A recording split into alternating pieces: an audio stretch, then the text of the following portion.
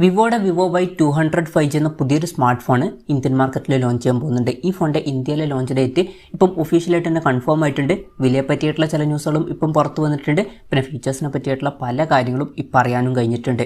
ഈ ഒരു വീഡിയോയിൽ നമ്മൾ നോക്കാൻ പോകുന്നത് Vivo Y200 5G എന്ന ഫോണിനെ പറ്റിയിട്ടാണ്. ആദ്യം നമ്മൾ ഫീച്ചേഴ്സും കാര്യങ്ങളൊക്കെ നോക്കുകയാണെന്നുണ്ടെങ്കിൽ ഡിസ്പ്ലേ കാര്യത്തിൽ Vivo Y200 5Gയിൽ 6.6 ഇഞ്ചിൻ്റെ ഫുൾ HD+ ഡിസ്പ്ലേ വന്നേക്കാം. AMOLED ഡിസ്പ്ലേയും കാര്യങ്ങളൊക്കെ ഇതിൽ വരുന്നതായിരിക്കും. അതുപോലെ തന്നെ ഡിസ്പ്ലേയിൽ 120 Hz റിഫ്രഷ് റേറ്റും സപ്പോർട്ട് ചെയ്തേക്കാം. പഞ്ചോൾ ഡിസൈൻ ആയിരിക്കും ഈ ഫോണിൽ വരിക. പഞ്ചോൾ വരിക ടോപ്പ് സെൻറ്റർ ഭാഗത്തായിട്ടായിരിക്കും. ഈ ഫോണിൻ്റെ ചില റെൻഡേഴ്സും കാര്യങ്ങളൊക്കെ പുറത്തു വന്നിട്ടുണ്ട്. അതിൽ ഈ ഒരു പഞ്ചോൾ ഡിസൈനും കാര്യങ്ങളൊക്കെയാണ് കാണിക്കുന്നത്. അപ്പം ഈ ഒരു ഫോണിൽ അത്യാവശ്യം തിരക്കേടില്ലാത്ത നല്ല ഡിസ്പ്ലേ ഫീച്ചേഴ്സും കാര്യങ്ങളൊക്കെ വന്നേക്കാം. In display finger print sensor ഇതിൽ വരുന്നതായിരിക്കും.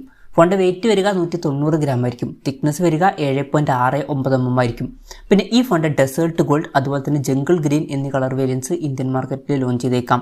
പ്രോസസ്സറിൻ്റെ കാര്യത്തിലോട്ട് വരികയാണെന്നുണ്ടെങ്കിൽ സ്നാപ്ഡ്രാഗൺ 4 Gen 1 എന്ന പ്രോസസ്സറായിരിക്കും ഈ ഫോണിൽ വരിക എന്നാണ് ഇപ്പോഴുള്ള റിപ്പോർട്ടിൽ പറയുന്നത്. ഈ ഫോൺ 24,000 രൂപ പ്രൈസ് റേഞ്ചിലായിരിക്കുമെന്നാണ് പറയപ്പെടുന്നത്. ആ ഒരു പ്രൈസ് റേഞ്ചിലാണെന്നുണ്ടെങ്കിൽ ആ ഒരു പ്രൈസ് റേഞ്ചിന് പറ്റിയിട്ടുള്ള ഒരു പ്രോസസ്സറാണ് ഈ ഒരു പ്രോസസ്സർ എന്നൊന്നും പറയാൻ പറ്റില്ല. ഈ ഒരു പ്രോസസ്സർ എന്ന് പറയുന്നത് 15,000 രൂപയ്ക്ക് താഴെ വരുന്ന ഫോണുകൾക്കൊക്കെ പറ്റിയിട്ടുള്ള പ്രോസസ്സറാണ്. അപ്പം ഈ ഒരു ഫോണിൽ അത്ര മികച്ചൊരു പ്രോസസ്സറും കാര്യമൊന്നും വരാൻ ചാൻസ് ഇല്ല. പിന്നെ വിവോയുടെ Y സീരീസിൽ വരുന്ന ഫോണാണ്. Y സീരീസിൽ പൊതുവേ വളരെ മികച്ചൊരു പ്രോസസ്സറും കാര്യങ്ങളൊന്നും ആ ഒരു പ്രൈസ് റേഞ്ചിൽ കാണാറില്ല. ഈ ഒരു ഫോണിലും അതിന് ചാൻസ് ഇല്ല. പിന്നെ 5G സപ്പോർട്ട് കാര്യങ്ങളൊക്കെ ഇതിൽ വരുന്നതായിരിക്കും. ഈ ഒരു ഫോണിൽ 8GB റാമും 128GB ഇൻറ്റേർണലും വന്നേക്കാം. അതുകൂടാതെ വെർച്വൽ റാം എന്നുള്ള ഫീച്ചറും വരുന്നതായിരിക്കും.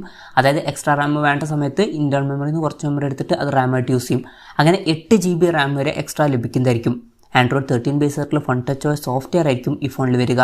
ക്യാമറയുടെ കാര്യം പറയുകയാണെന്നുണ്ടെങ്കിൽ ഫോണിൻ്റെ പിന്നിൽ ഡ്യുവൽ ക്യാമറ സെറ്റപ്പ് വന്നേക്കാം. 64 മെഗാ മെയിൻ ക്യാമറ സെൻസർ ആയിരിക്കും ഈ ഫോണിൽ വരിക. ഇതിൽ OS എന്നുള്ള ഫീച്ചർ സപ്പോർട്ട് ചെയ്യുന്നതായിരിക്കും.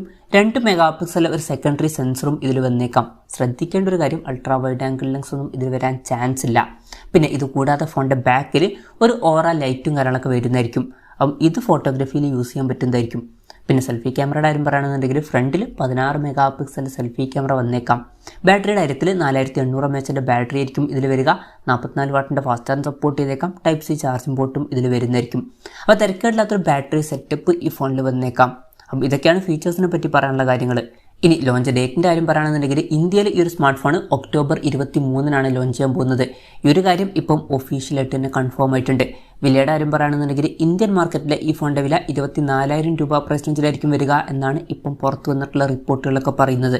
ആ ഒരു പ്രൈസ് റേഞ്ചിലാണെന്നുണ്ടെങ്കിൽ ഫീച്ചേഴ്സ് എങ്ങനെ ഉണ്ട് എന്ന് വെച്ചാൽ ഇപ്പോൾ ഡിസ്പ്ലേയുടെ കാര്യത്തിൽ തിരക്കേടില്ലാത്ത ഡിസ്പ്ലേ ഫീച്ചേഴ്സ് കാര്യങ്ങളൊക്കെ വരുന്നുണ്ട് എന്ന് പറയാവുന്നതാണ്. അതുപോലെ തന്നെ തിരക്കേടില്ലാത്തൊരു ബാറ്ററി സെറ്റപ്പും ഇതിൽ വന്നേക്കാം.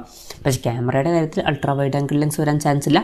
അതുപോലെ തന്നെ ഈ ഒരു പ്രൈസ് റേഞ്ചിന് പറ്റിയിട്ടുള്ള മികച്ചൊരു പ്രോസസ്സറും ഇതിൽ വരാൻ സാധ്യതയില്ല. എന്തായാലും വിവോയുടെ Vivo Y200 5G എന്ന പുതിയൊരു സ്മാർട്ട് ഫോൺ ഇന്ത്യൻ മാർക്കറ്റിൽ ലോഞ്ച് ചെയ്യാൻ പോകുന്നുണ്ട്.